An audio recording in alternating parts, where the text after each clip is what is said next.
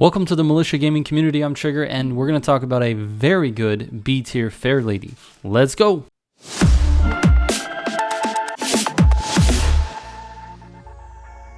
Real quick before I get into the video, I just want to thank you for being here. I put a lot of time into my builds, and I do a lot of testing with different engine parts, different builds, until I find the correct one for the car in the class I'm building. So I really appreciate you being here because it means more views for the videos, and it means I can make more content for you. All right. Let's get into it. So this one actually caught me off guard. I certainly try to be on guard, but sometimes cars like this sneak up on me. I drove this car very early on, right after I bought the game, and my car building knowledge was just a little baby. So I don't really think I got the correct impression of its capabilities, which is why it probably surprised me later. That being said, the meta in Need for Speed Unbound has certainly favored grip builds, so it was super surprising to see this Fairlady do well with only 60% grip. As always, I test the B tier builds on Rat Race, which is a corner heavy race, and Tourist Trap, which is a street race that's full of longer straight sections, which really tests the car's ability to accelerate to top speed. There are actually two builds that I'm going to go over today. The first is what I call the short track build.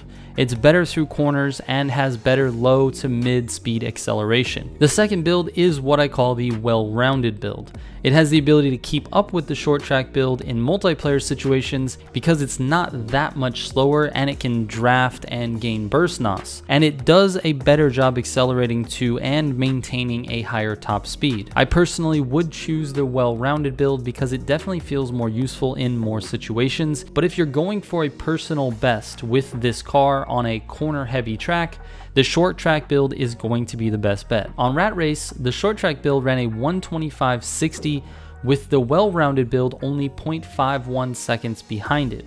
And on Tourist Trap, the short track build ran a 154.14, which is an entire second behind the well-rounded build. If you combine their times together to see which build is better overall, you'll see that the well-rounded build wins by only 0.47 seconds. These builds are literally closer than conjoined twins in a phone booth. It's still too early though to know how these times compare to the rest of the field. There's over 140 cars across 5 build tiers, so ranking these is going to take a while, so just be patient and stick with the channel. I guess our only measuring stick at this current moment is the B tier Pista, aka the Pista. It runs Rat Race in about 115 and Tourist Trap in 149. So the Fairlady really isn't that far behind. On the more corner heavy course, it's 10 seconds behind because the Pista actually accelerates faster than any car in B tier. But on Tourist Trap, where there's a lot of straight sections, the Pista has a weakness of top speed, and so this Fairlady isn't far behind with only a 5-second difference between them. And therefore, I believe you can definitely dominate B tier on most occasions in multiplayer, and certainly in single player. The AI are slower than a turtle in tar.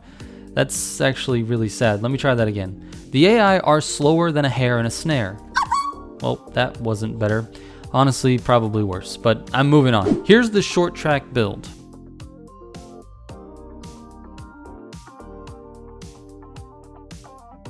And here's the well-rounded build.